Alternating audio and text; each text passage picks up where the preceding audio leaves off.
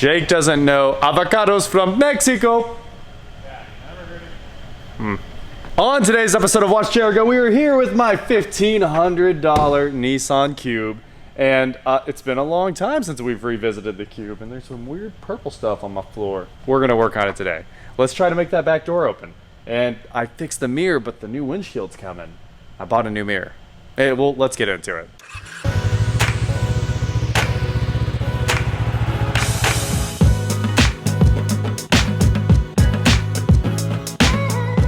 What is going on, guys? I am Watch Jericho, and I am here with my 2011, I think, Nissan Cube. We'll just verify it real quick. 2009 Nissan Cube that I bought with a bad transmission for a smoking deal, 1,500 bucks. So the Cube weirdly has this crazy high resale because I would assume old people. That's the reason Scion XBs have crazy high retail. The nice ones go to older people that want a very functional vehicle with the perfect seat height, better than crossover seat height. Crossover seat heights, that's usually the argument, is that you can just go like this. Cube's even better. And the Scion, you basically just sit into an easy chair. I would assume that's why the market is out of control. I'm seeing $6,000 to $8,000 for these things, so I'm hoping to get that out of this car. I did have to buy a transmission. It was $1,600, which means my total into the car so far will be about $3,200, $3,400 plus a windshield, $3,600 total. That's like all of the money I will have in the Cube. So I think this is gonna be a really good flip. Today, we're gonna try to get the back door to open because right now it won't open at all. I had to buy a new latch. And next, like this is the week of the Cube, we're gonna put the transmission in. It shouldn't be a big deal. And also I need to get the core back to LKQ. It has like a $200 core. Very quiet. Electric scooters are the way. So to open the back door of your Cube, this is a super common failure. It's probably happened to you if you own a Cube. Basically this thing breaks. There's a little tiny rod, I think, or this connects directly to a little latch mechanism that's right here. It bolts in, and that's how you open this giant back door to give you all this accessibility the Cube has. So we will come around here and basically just crawl into the back where I have boxes of Cube parts. Now we have already taken that back plastic piece off. That was the first thing we did in one of the first videos. You just kind of reach on top of it and yank, and it will come right off. So now we need to flip this seat forward. Yeah, here we go. And of course I've already pulled down the little weather liner back there, and our latch we need to work on is right in there. So this part itself, this is the handle, isn't bad. What the problem is the electronic part right there that lever connects to. So I know it's a little bit dark. I'll grab some light to make it easier to see. Pull the handle so we can see what's going on. Yep, everything back here seems to work fine. The lock mechanism itself is right here. That cable from this handle runs over there. And what we're gonna do is just break this off, like so. Oop. So I have the screwdriver right in the edge of it, and basically everybody does this. Haha, exploding plastic. Now that we broke that loose, I can open the latch. I'm just gonna use the screwdriver to push on the little nylon mechanism right there. Pull on the handle, let's see what happens. And nothing at all.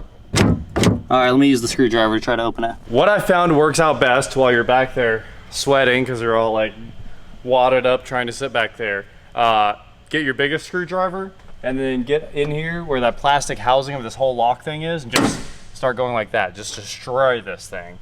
Basically, once you end it, you'll see the bottom. I just broke it to pieces by hammering on it. That's the easiest way to attack it. Just put a big screwdriver on it and smack it over and over. I did pull that tin that holds the ground for the defrost. It just made my life a lot easier. So once you get in there, so we'll show the door as locked, which is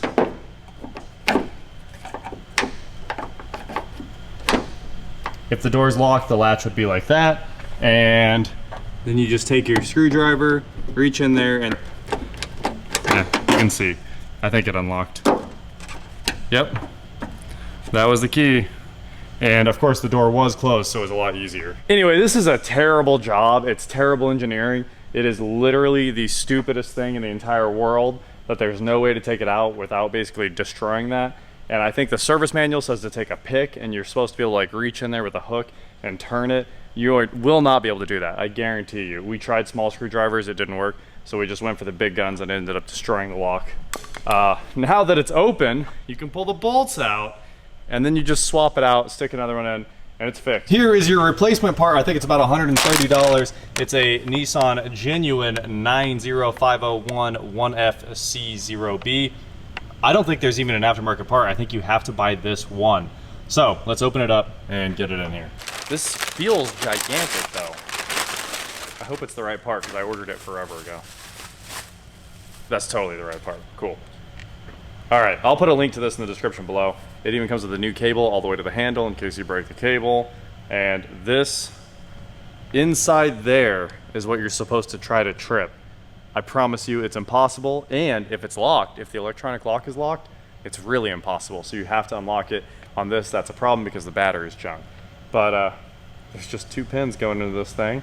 And that's the lock, unlock. And this goes all the way over to the handle. A T30 takes this out. Of course, we're gonna use the impact. It's Loctited it in. Yep, is she out? She's out. So now, we have to get the cable out. This thing is, it's lived a very dirty life. It looks like we need to pry up to get the connector. Ah! It's got a self-saving safety cable right there. Self-saving. It's a base jumping door handle. Yeah.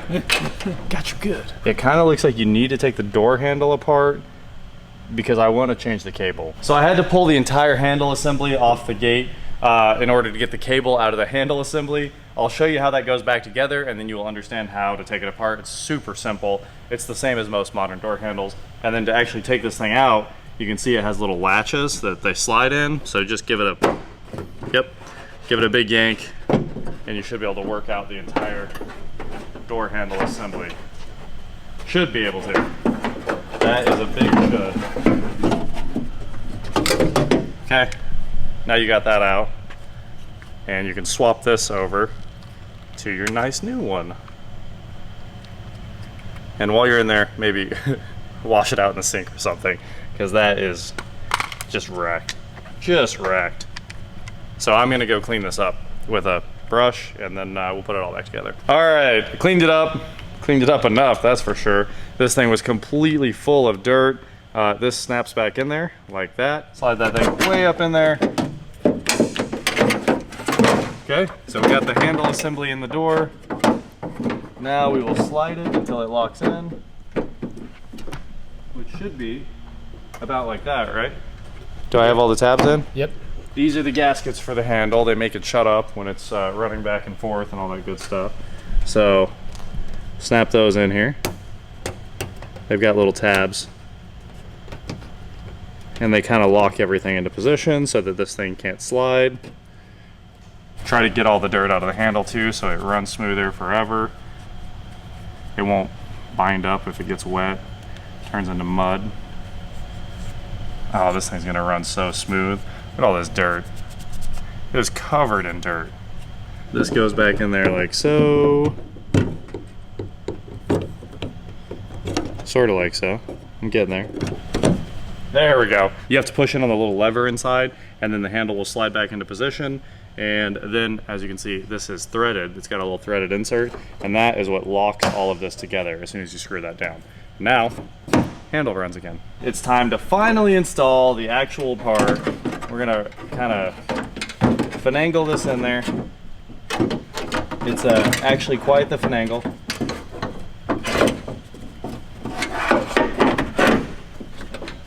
Almost there. Almost there. Self-aligning, no further work required. This thing's set to 1, don't worry. And before we cinch it down, we'll let it hit on 1 more.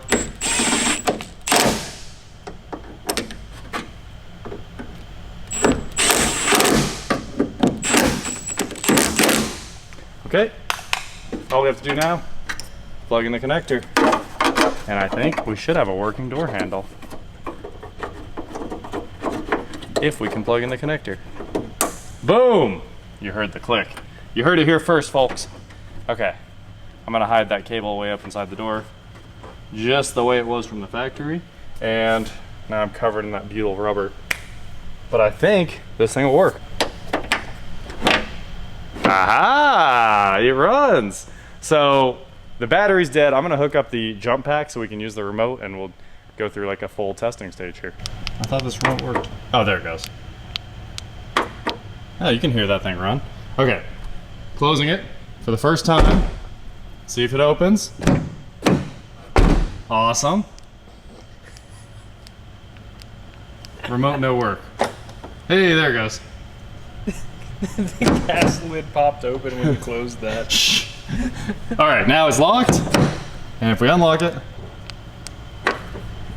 the back door works. And it's easy to put everything back once you have it all apart like this and the door opens again. So if you run into a Nissan Cube and you're like, huh, back door doesn't open, now you know why, and now you also know why nobody fixes it, because I bet the dealership charges a mint for this. I mean, the part's like $130. I bet they double it plus. They probably charge like $300 to $400 to do this job. That sounds like an absolute nightmare. Now you know how to do it yourself. It doesn't take very long. Just know that you need to destroy the plastic. Don't try to get in there and be nice and save it. Get a big screwdriver, hammer the end of it, and all the plastic will immediately just break into pieces. It just shattered. So I'm gonna get in there with a vacuum, clean up my mess, and we'll put this surround back on and we'll test it one more time after all that's done. Trying to very carefully set this thing back exactly where it was. Ah, I got it on me again. It never comes off. None of this stuff comes off your hands. The last time I did this, I was getting this rubber off my hand for like multiple days. That was the day I took it apart and I realized what a mistake I had made. But I mean, you got to do this if you have a Cube and its door's broke. And now for this fun stuff. It's time to hang the giant back piece of trim. I have all the clips in it, and the problem is how am I going to line these things up? Let's see here. Oh, there's this one. And these ones are good. Ah, yes. There it goes.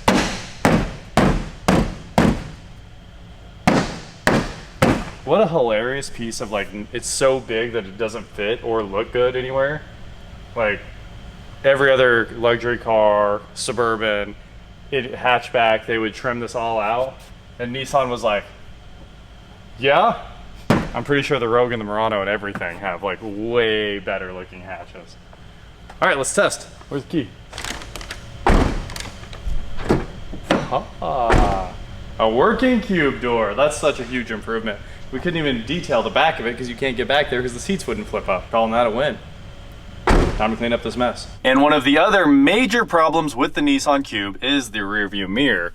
Of course, the broken glass there isn't helping, but that plastic, it has a little tiny support that sticks into this. And no, you cannot put that back in there. That's literally molded plastic and it breaks off of the mirror. To solve this problem, I have a new mirror because it was like $30 for the piece of plastic or $40 for a whole mirror. So I just hopped on eBay and picked up a used mirror. No big deal. And if I can open it, we will install it. Ooh, it came with the trim. That was the other reason.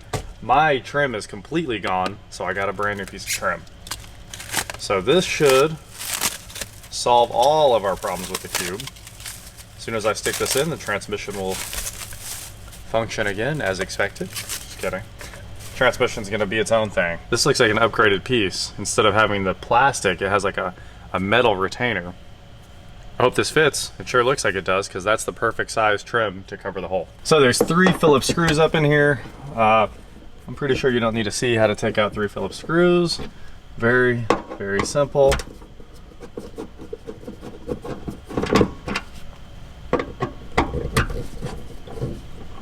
That is the same mirror. This is just definitely an upgraded part. Definitely an upgraded part. Okay, one down.